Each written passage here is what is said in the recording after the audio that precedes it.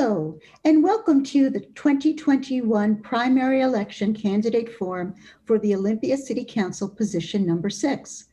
This forum is presented by the League of Women Voters of Thurston County and Thurston Community Media. It is being held electronically due to COVID-19.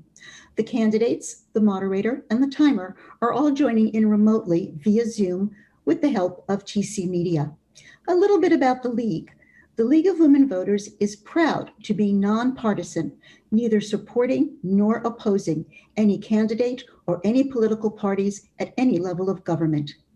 The League does work, though, on vital issues of concern to our members and to the public. The League registers new voters, urges all of you to be a voter, studies issues, and advocates for our positions with the legislature and other governmental bodies. Despite its historic name, the League is open to everyone age 16 and over. I'm Shari Silverman from the League, and I'll be moderating this forum today. There's a timer who will show you a sign when you're 30 seconds left in your response. For candidates who are unable to see the sign, I will let you know. When there is no more time left in the response, the timer will show a stop sign. Introducing the candidates for this position in alphabetical order, we have Sarah Destasio, Corey Gauny, and Dontae Payne. For this forum, each candidate will have the opportunity to answer a series of questions. The candidate who is asked the first question and the first one to respond will have 2 minutes for that answer. Each subsequent candidate will have 1 minute to respond for the same question. At the end of the forum, each candidate will have the opportunity to present a short closing statement. All right, so let's get started. Sarah Destasio, the first question for you, and you have 2 minutes for this. Please explain what you know about the joint work being done by Olympia, Lacey, and Tumwater on homelessness issues. And I'll repeat that again. Please explain what you know about the joint work being done by Olympia, Lacey, and Tumwater on homelessness issues. Sarah Destasio. Thank you, Sherry. So one great example of multi-jurisdictional work being done by Olympia, Lacey, Tumwater, and the county is with the Regional Housing Council. And the work of that council has informed both Olympia's housing action plan and the One Community Homeless Response Plan. Now, both of those plans are the work of the city of Olympia, but the information that went into those plans and much of the community consultation that happened was a multi-jurisdictional effort. And something that I'm very excited about moving forward is the conversation that's happening within the Regional Housing Council about county housing authority. And a county housing authority would get us much closer to the kind of comprehensive social housing that we need in our area to meet the huge need of folk who need affordable housing, who need low income housing, and folks who are on the streets as well. All right. Mr. Gauny, same question. What do you know about the joint work being done by Olympia, Tumwater, and Lacey on the homelessness issue? I do know that there is a, the county commissioners, I know that they have a scattered site plan addressing many of our homeless issues within the community. I know that Olympia has taken the lead, and I know that many of the constituents in Olympia want to know why Olympia is the one bearing the brunt of the cost, as well as Lacey and Tumwater.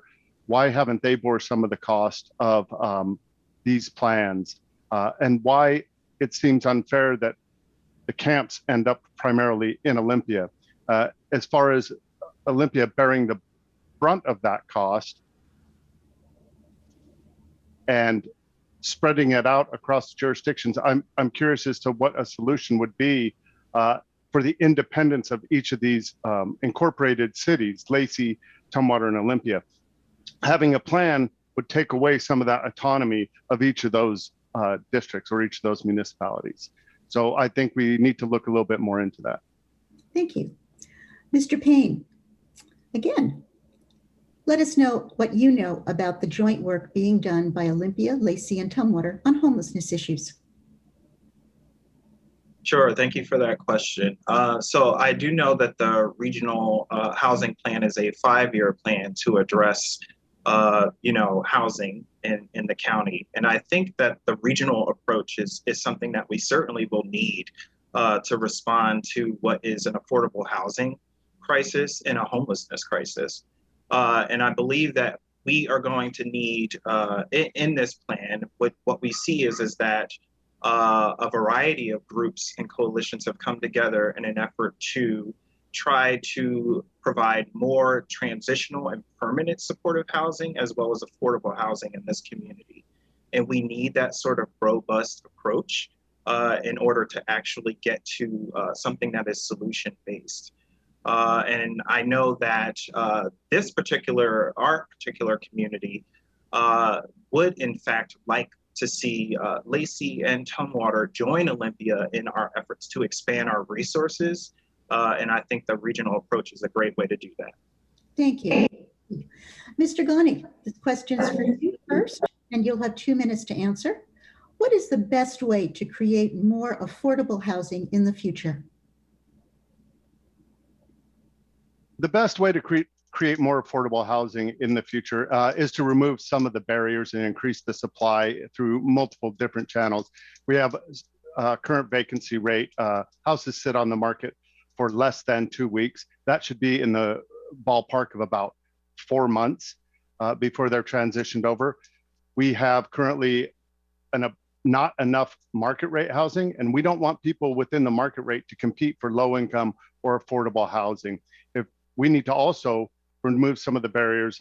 We need to look at removing potential barriers. Some of those look like impact fees, zoning restrictions, environmental impact fees, our neighborhoods associations, how we're going to partner with them to get more housing supply on the market.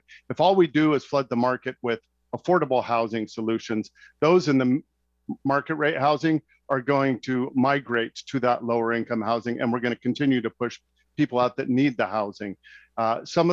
Some barriers for access to that housing we can do through legislation, but I'm not a proponent of putting rent ceilings on that.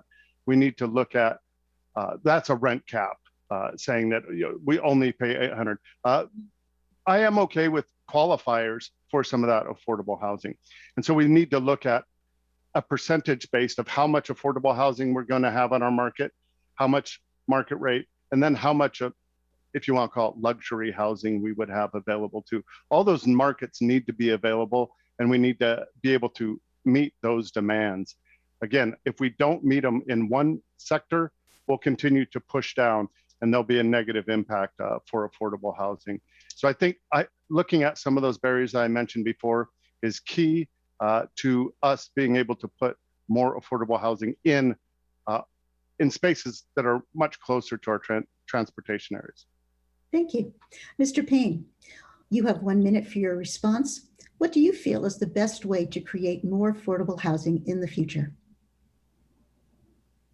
I think the best way is perhaps to look at ways that we could work with our private partners and perhaps even look at the idea of either a county-wide or even city-level housing authority. Because I think there has to be a public approach to this as well. Private developers are a business. And so with that understanding, I think sometimes we may need, it could be difficult to incentivize developers. I also think that I'm open to the idea of doing a nexus study, for impact fees. I think that is something that we could visit as a potential way of seeing if that will benefit the city of Olympia. But I do think that we need to consider mandates if private developers are not able to meet us where we are, so that we can have a certain number of units that will remain affordable. Thank you. Ms. Destasio, you have 1 minute for your response. What do you feel is the best way to create more affordable housing in the future? Again, your views on what you think is the best way to create more affordable housing in the future. Thank you. I would bring this back to many of the proposals in the Housing Action Plan, including increasing affordable housing stock, making it easier to build so long as we're not sacrificing environmental regulation and local control, and having a variety of housing choices. So for me, there's 4 big ways to do this. I want to look at commercial zoning and how we can make that multi-use, commercial and residential. I want to support housing cooperatives and land trusts. And land trusts in particular would put home ownership within reach of Olympians who might not otherwise have that option. Also, I want to look at conversions. My home on the west side could easily be 3 studios, and that would put affordable housing within reach for more people while diminishing the need for infill into neighborhoods. Also, again, very important to look at how we can establish comprehensive social or public housing in our region. Thank you. Thank you.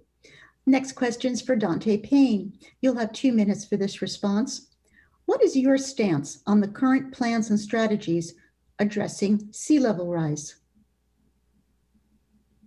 Sure. Thank you for that question. So I think it's important that we are addressing sea level rise. We know that it is a significant threat to our community, particularly for the downtown community. And I think it's bad for our environment. It's harmful economically. And I think that if there's anything that we've learned from COVID-19 is that we should take this serious and be prepared to address sea level rise. I do know that the city has a plan and a partnership with the Lot Clean Water Alliance. And I think that plan is a pretty robust plan. But what I would like to see is us continue to revisit to see if we are making any substantial progress, and perhaps we should be auditing to see that we are actually preparing for this, because I do think that it is inevitable. And so if that requires us to perhaps add sandbags, if we need to raise our sidewalks, if there are other things of that nature that we need to do to be prepared in our community, we should do that. Because unfortunately, I think, like I said, it is a significant threat to the city of Olympia, unfortunately. And so my suggestion is to revisit the plan and to make sure that we are holding ourselves accountable so that we can make sure we're prepared when the inevitable does occur. Thank you. Ms. Destasio, you have 1 minute for this response. What is your stance on the current plans and strategies addressing sea level rise? And I'll rephrase that again. What is your stance on the current plans and strategies that are addressing sea level rise? I think the city has already done great and thorough work. So as council member, I would support the recommendations of the Sea Level Rise Adaptation Collaborative. Also, reflecting on those plans, I would support full restoration of the Deschutes estuary.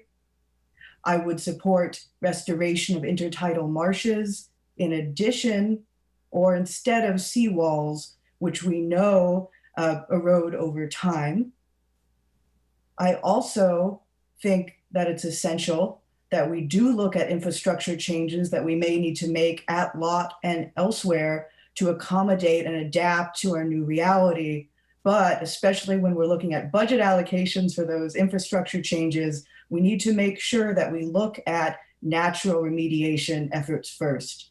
And of course, keep the public, whether that's your everyday Olympian, a business owner, or some other kind of organization, fully informed of the changes ahead.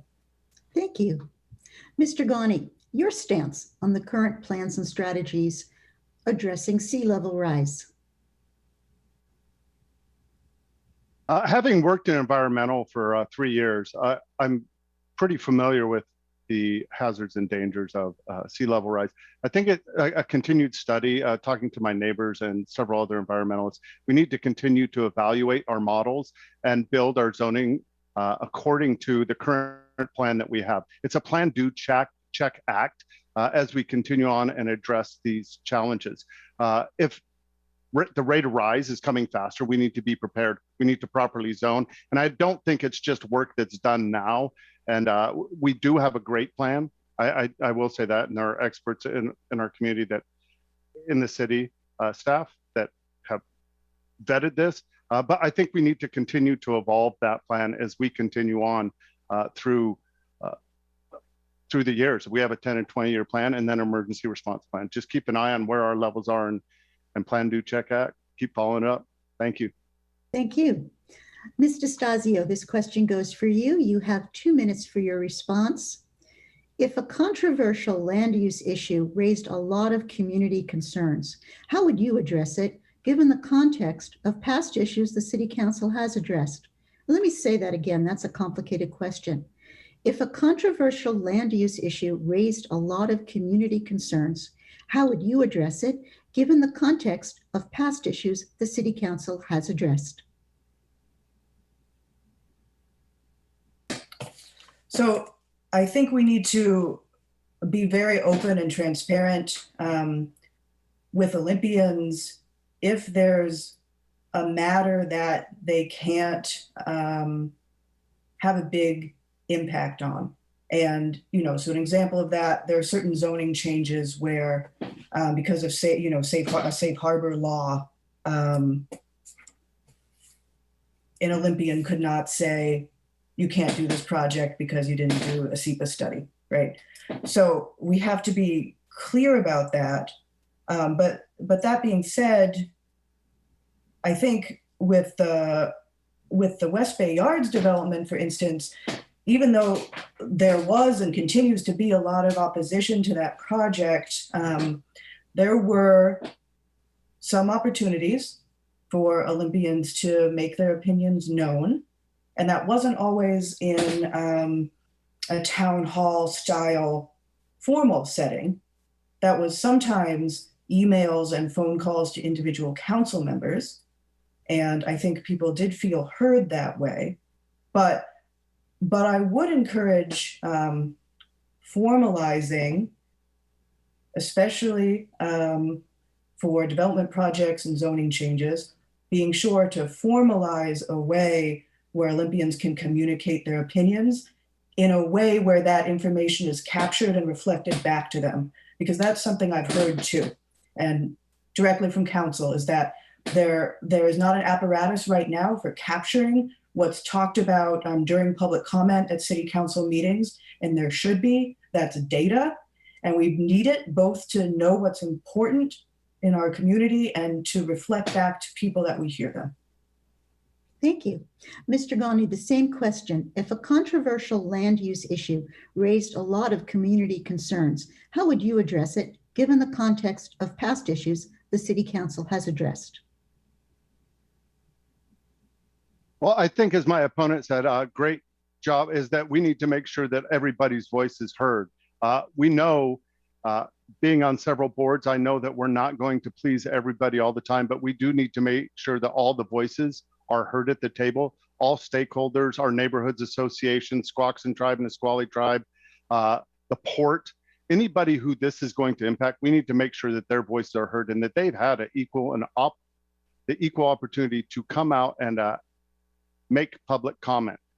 Sometimes, and then communicating back that, hey, we have decided to go. Maybe it's not in your favor, but we have heard you.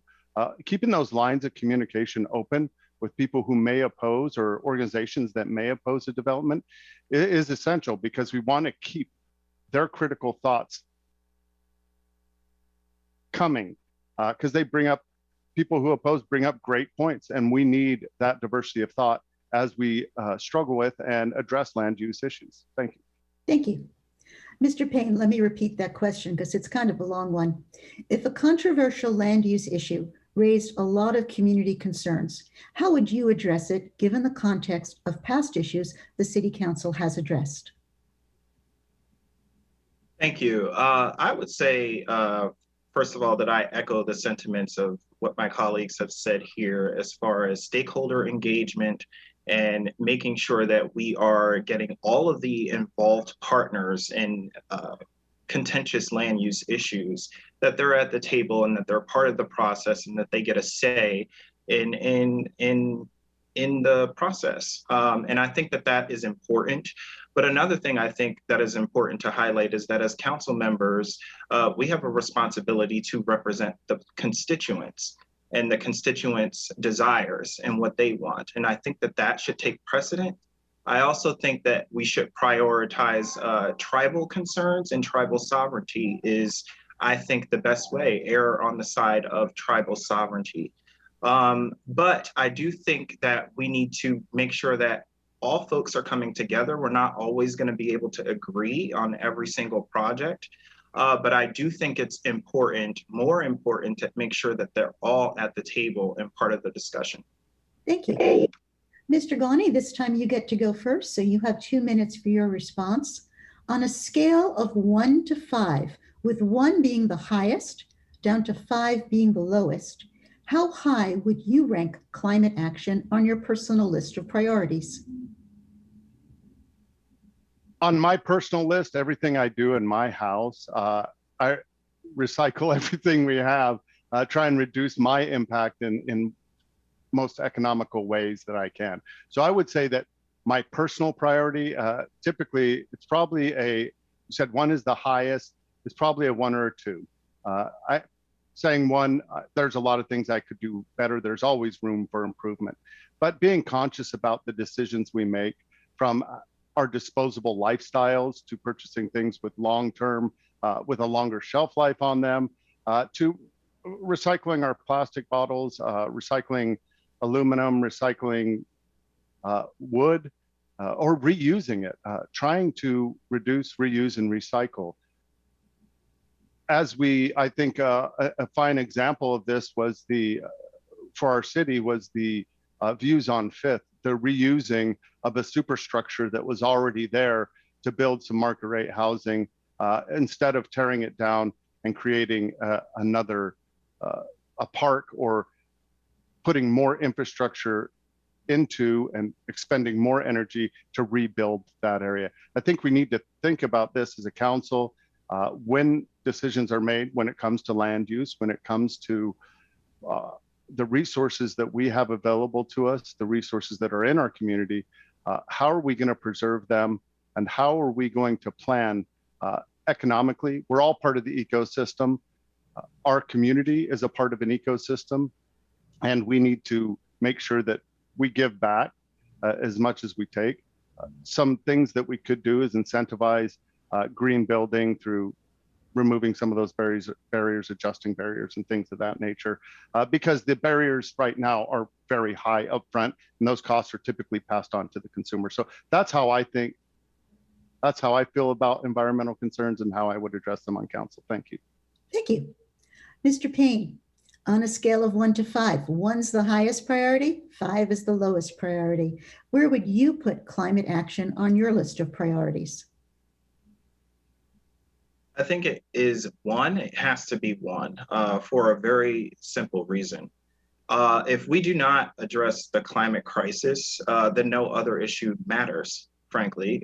This is an issue of dealing with the life of our planet.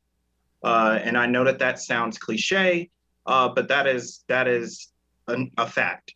And I think it's important that we remember that. And as I said earlier, COVID has given all of us, an example of what it looks like to not be prepared for a very serious situation or emergency or something that is beyond our control once it's unleashed.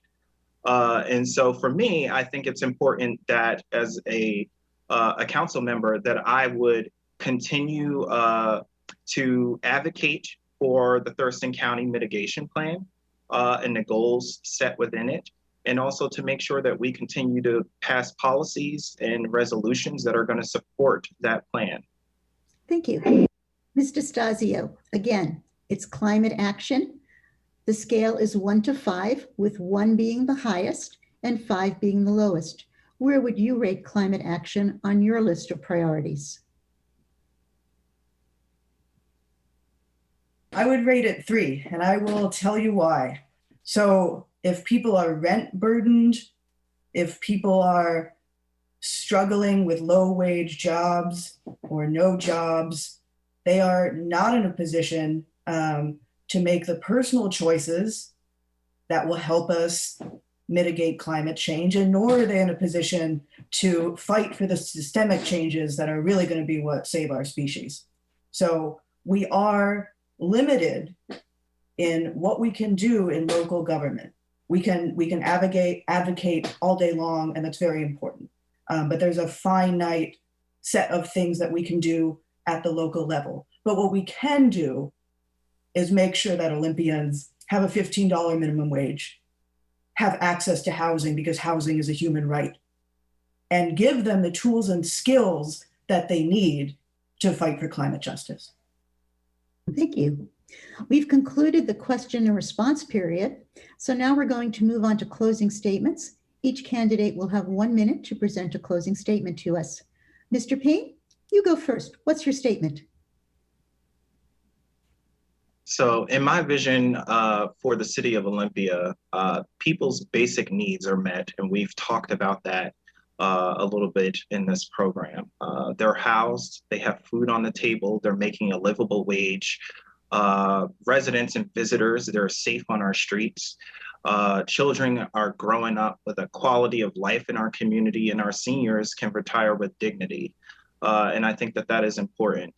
I know that there are many perspectives on all of the issues within our community, our issues on homelessness and public safety concerns, protecting our environment, and frankly, our local economy and coming back from this. But I would say that, if you're from Olympia, or even if you've recently arrived, I want to hear from you, and please visit my website to learn more about my candidacy and my campaign at Dontae4Olympia.com. That's spelled DONTAE for Olympia.com. Thank you. Thank you. Ms. Destasio, your closing statement, please.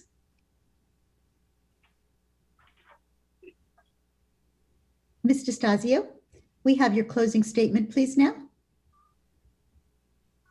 Local government can play a direct role in providing housing, in increasing wages, and in mitigating the effects of climate change.